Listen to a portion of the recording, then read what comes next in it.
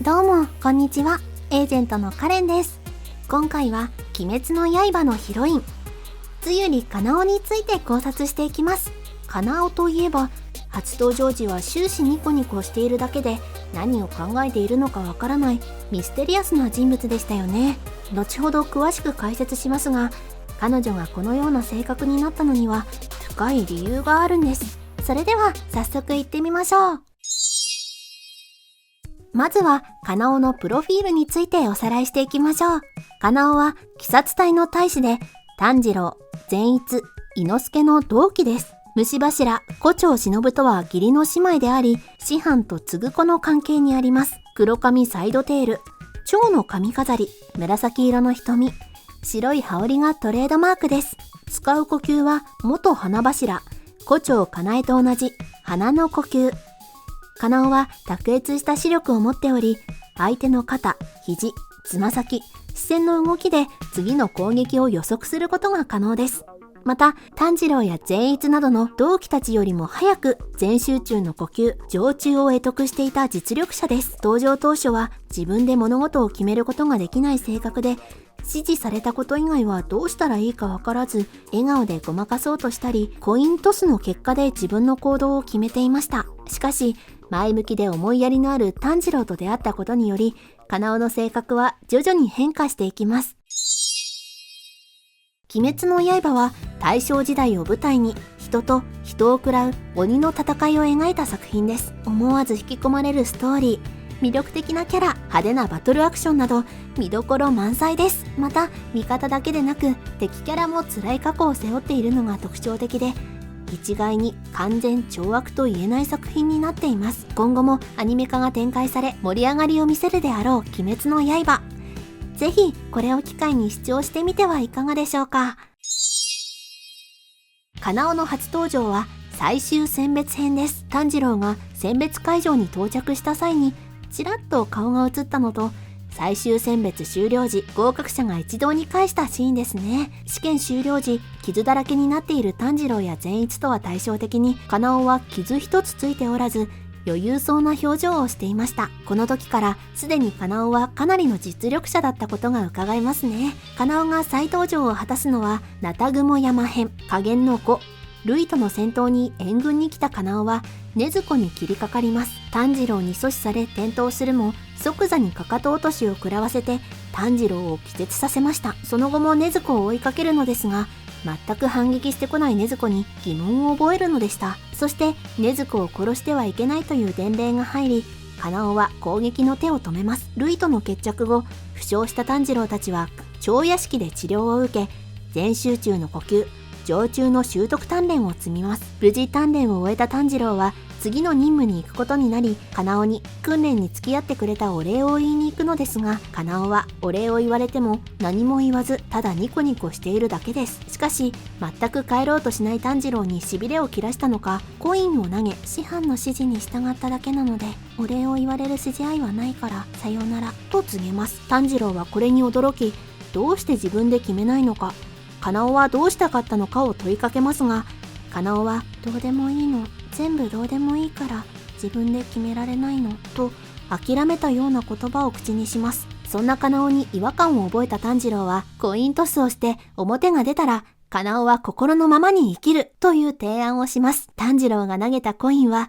表でした。炭治郎はかなおに頑張れ、人は心が原動力だから心はどこまでも強くなれると言ってその場を立ち去ろうとします。驚いたかなおはどうして表が出るのが分かったのか質問するのですが、炭治郎は偶然だよ、それに裏が出ても表が出るまで何度でも投げ続けようと思ってたからと答えます。炭治郎が去るとかなおはコインを大事そうに握りしめるのでした。この出来事以降、かなおは徐々に自分の意志を持つようになります。胡蝶姉妹でも完全に取り戻すことができなかったかなおの心を炭治郎は持ち前の前向きさと明るさで取り戻したのです。そして最終局面の無限上編では上限の2、ドーマと対峙します。かなおの師範であり姉である胡蝶忍をドーマに食べられたことで、かなおは激高しドーマに切りかかります。かなおは持ち前の視力でドーマの血気術をかわし続けるのですが、ドーマの策により窮地に陥ります。その時、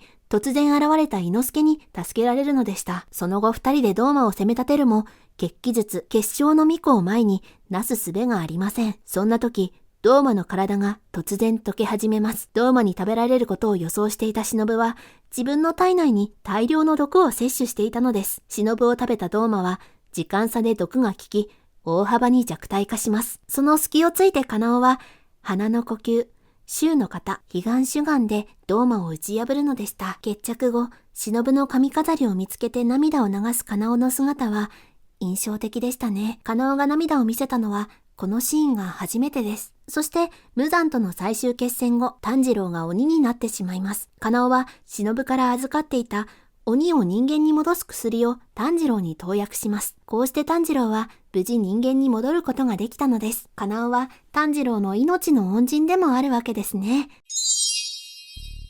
カナオは幼き頃、両親から虐待を受けていました。両親の暴力から身を守るため、カナオは視力が発達します。両親の暴力を見切り、致命傷を防ぐためです。はじめは辛い、痛いという感情があったカナオですが、ある日心が壊れ、何も感じなくなってしまうのでした。そして人飼いのもとに売り出されたカナオは胡蝶姉妹に見つけ出され引き取られることに、胡蝶姉妹の妹として一緒に暮らすことになります。虐待のせいで自分の意思を持てないカナオに、カナエは迷った時はコインを投げて決めるようにとコインを渡します。カナエの大雑把なやり方に忍は怒りますが、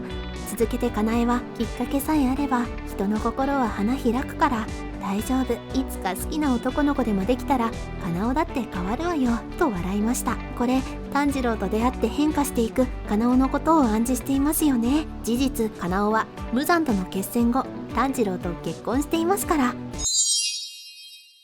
カナオは胡蝶姉妹に引き取られる以前は名前がなく、胡蝶姉妹につゆりカナオと名付けられました。実はこの名前には隠された意味があるとファンの間で話題になっています。まず名字のつゆりですが、こちらは胡蝶姉妹とカナオが出会った時期が梅雨入りの時期だからだと考えられます。カナオと胡蝶姉妹が出会ったのは5月19日。カナオは誕生日が不明だったため、この日を誕生日にしているのです。そしてカナオですが、こちらは姉のカナエの名前をもじったものだと考えられます。しかし注目したいのはカナエの絵がおになっていること。笑顔、笑顔。そう、感情を失った少女が笑顔になれるようにという思いが込められているんです。とてもロマンチックで心温まる由来ですよね。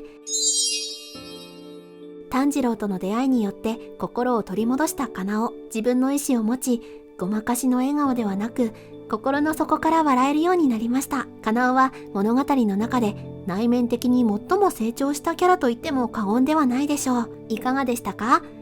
今後取り上げてほしいヒロインがいればコメントください。感想もお待ちしています。それではご視聴ありがとうございました。バイバイ。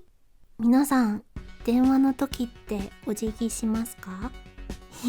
突然ですが、今バイバイと言いながら手を振っている自分に気がついて、そういえば電話とかもペコってしちゃったりする人結構いますよね。とふとなんか一人で面白くなってきて聞いてみました。カレンちゃんの声を担当しておりますしゆです。かなおちゃん、私鬼滅の刃で一番好きなキャラクターなので、かなおちゃんの紹介動画を担当することができてすごく嬉しいです。この前にしのぶさんの紹介動画もあったので、そしたらかなおちゃんは担当できないかなと思っていたので、その動画を楽しみに待とうと思っていたんですが、炭治郎がコインを投げるシーンはいつ思い出してもキュンとします。胡蝶姉妹は亡くなってかなおちゃんまた一人になってしまいましたが、でも炭治郎がいて他のみんなもいて、笑顔の名前の由来、かなおちゃんの名前の由来、私初めて聞いたんですけど、誰かの考察なんですかね。すごくいい由来ですよね。今後もかなおちゃんが笑って過ごしていけたらいいなと思うし、炭治郎がいたら笑って過ごしていけるんじゃないかなと思います。今回も最後までご視聴いただきありがとうございました。また次回の動画でお会いしましょう。バイバイ。